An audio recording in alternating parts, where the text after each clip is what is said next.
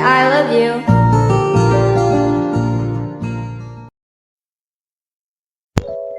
Assalamualaikum warahmatullahi wabarakatuh. Halo teman-teman semuanya, bagaimana nih kabarnya hari ini? I hope you're so happy, okay? So, by the way, welcome back to my YouTube channel. Ketemu lagi nih bersama aku, Arintia Purwitasari. So, di video media pembelajaran kali ini, aku akan membahas mengenai materi jurnal umum. So, langsung aja yuk guys ke materinya. But sebelum itu, I wanna ask something for you about what is jurnal umum. Apa sih jurnal umum itu?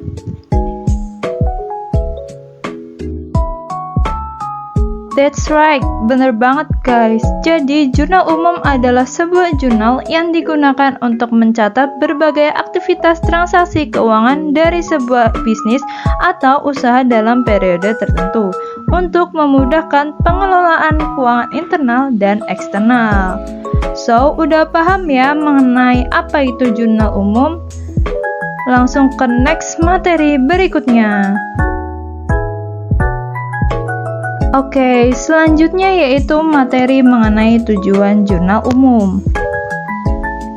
Tujuan jurnal umum terdapat 4. Yang pertama yaitu mengidentifikasi seluruh aktivitas transaksi yang dilakukan. Lalu yang kedua yaitu menentukan nilai transaksi. Yang ketiga, mengidentifikasi dampak ekonomi dari transaksi yang terjadi. Dan yang terakhir yaitu memudahkan pemindahan dampak transaksi pada akun yang sesuai. Oke, next ke materi selanjutnya. Oke, selanjutnya yaitu fungsi jurnal umum. Nah, di dalam fungsi jurnal umum ini terdapat 5. Yang pertama yaitu fungsi mencatat. Nah, fungsi mencatat ini jurnal menentukan kemana akun dan dengan jumlah berapa suatu transaksi itu dicatat. Lalu yang kedua yaitu fungsi historis, di mana jumlah yang dicatat dengan mendahulukan transaksi yang terlebih dahulu sesuai urutan waktu terjadinya. Lalu yang ketiga yaitu fungsi analisis, di mana fungsi ini menentukan nama akun, jumlah di sisi debit atau kredit pencatatan dilakukan, dan yang terakhir yaitu bukti transaksi harus dianalisis. Yang keempat yaitu fungsi instruktif. Nah, fungsi ini jurnal memerintahkan pencatatan dari jurnal umum ke buku besar atau yang dinamakan posting. Dan yang terakhir yaitu fungsi informatif. Nah, fungsi ini jurnal menampilkan tanggal, nama akun, keterangan, jumlah yang terlibat dalam transaksi. Oke, next ke materi berikutnya. Selanjutnya yaitu materi mekanisme debit dan kredit. Nah, pada mekanisme debit dan kredit sendiri yang pertama akun harta. Akun harta jika dia bertambah akan di sisi debit, jika dia berkurang akan di sisi kredit dengan saldo normal yaitu debit. Lalu yang kedua yaitu akun kewajiban. Akun kewajiban jika dia bertambah akan di sisi kredit, jika dia berkurang di sisi debit dengan saldo normal yaitu kredit. Lalu yang ketiga yaitu akun modal. Nah, akun modal jika bertambah akan di sisi kredit, jika berkurang akan di sisi debit dengan saldo normal yaitu kredit. Yang keempat yaitu akun private atau pengambilan pribadi. Nah, jika dia bertambah akan di debit, jika dia berkurang akan di kredit dengan saldo normal yaitu debit. Lalu yang kelima yaitu akun pendapatan. Nah, akun pendapatan sendiri jika dia bertambah akan di sisi kredit, jika dia berkurang akan di sisi debit dengan saldo normal yaitu kredit. Lalu yang terakhir yaitu akun beban. Nah, akun beban jika dia bertambah akan di sisi debit, jika dia berkurang akan di sisi kredit dengan saldo normal yaitu debit. Oke, next ke materi berikutnya yaitu bentuk jurnal umum.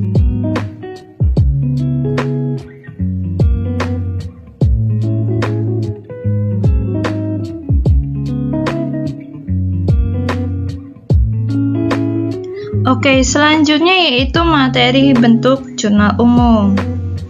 Nah, pada materi bentuk jurnal umum, pertama-tama kita membuat tabel seperti gambar berikut itu. Nah, yang pertama kita bentuk kolom tanggal, nomor bukti, akun atau keterangan, ref, debit, dan kredit. Oke, next ke contoh soalnya.